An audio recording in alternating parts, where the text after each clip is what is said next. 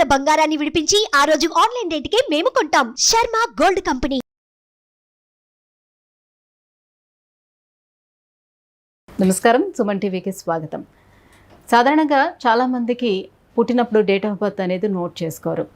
అలా date of birth లేని వాళ్ళు ఏ వారంలో పుడితే వారికి ఎటువంటి గ్రహ ఫలితాలు ఏ రకంగా ఉంటాయి, వారు స్వాభావికంగా ఎలా ఉంటారు, గుణగణాలు ఎలా ఉంటాయి, ఈ విషయాలను తెలియజేసేందుకు మనతో పాటు ఉన్నారు ప్రముఖ జ్యోతిష్య శాస్త్ర పండితులు బ్రహ్మశ్రీ సుభాష్ శర్మ గారు.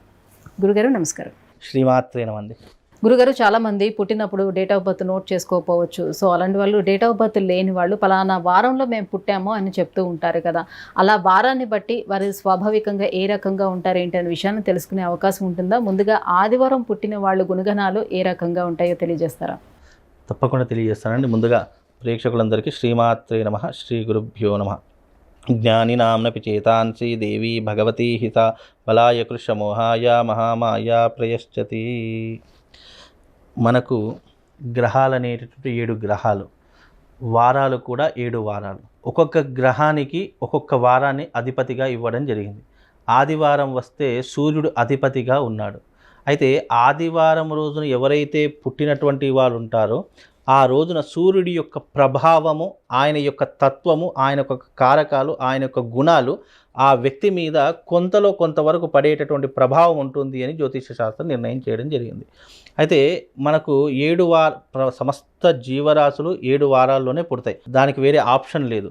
అలాగే 7 గ్రహ ఎందుకంటే సూర్యుడు లోకానికి ఎలాగైతే వెలుగునివ్వడము దాని యొక్క కర్తవ్యంగా పెట్టుకున్నాడో ఆదివారం రోజున పుట్టినటువంటి జాతకులకు హెల్పింగ్ నేచర్ అనేటటువంటిది ఎక్కువగా ఉంటుంది.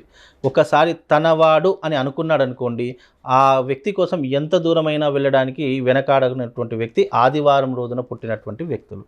అలాగే ఆదివారం రోజున పుట్టినటువంటి వ్యక్తులకు కాస్త కోపం ఎక్కువగా ఉంటుంది. షార్ట్ టెంపర్ అంటారు. అంటే ఎప్పుడు కోపం వస్తుంది, ఏ విషయంలో కోపం వస్తుంది అని కనుక్కోవడం చాలా కష్టము.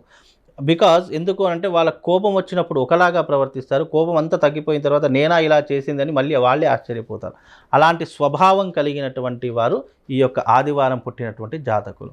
అలాగే వాళ్ళు భోజనం చేసేటటువంటి విషయంలో కూడా వాళ్ళు కారము పులుపు ఎక్కువగా ఆస్వాదిస్తూ ఉంటారు. అంటే ఏ వస్తువు తిన్నా కూడా అందులో కారం ఎక్కువగా ఉండాలి. అంటే వాళ్ళు చప్పటి కూడా ఇష్టపడరు.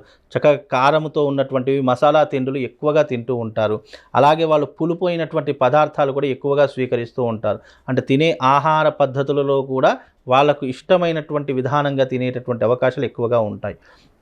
అలాగే ఈ ఆదివారం రోజు పుట్టినటువంటి వ్యక్తులు ఎలా ఉంటారు అని అంటే కనుక వాళ్లకు స్థిరచిత్తం అనేటటువంటిది ఒక దగ్గర ఉండదు, నిలకడగా ఉండరు ఒక దగ్గర. వాళ్ళ ఆలోచనలు కానీ మైండ్ సెట్ కానీ ఎప్పుడు కూడా రన్ అవుతూనే ఉంటుంది. ఎక్కడికో ఒక దగ్గరికి వెళ్ళాలి, ఏదో ఒకటి చెయ్యాలి, ఎప్పుడూ కూడా ఏదో ఒక పనిలో మనం స్వలాభం పొందాలి అనేటటువంటి ఆలోచనలో ఈ ఆదివారం పుట్టినటువంటి జాతకులు ఎక్కువగా ఉంటూ ఉంటారు. గురుగారు, ఆదివారం పుట్టినవారు వృత్తి ఉద్యోగాల్లో ఎలా రాణిస్తారంటారు? విద్యా ఉద్యోగ పరంగా అయితే మంచి స్టెబిలిటీ అని చెప్పుకుంటే, అంటే విద్య పరంగా అంటే తక్కువ చదువుకున్నప్పటికీ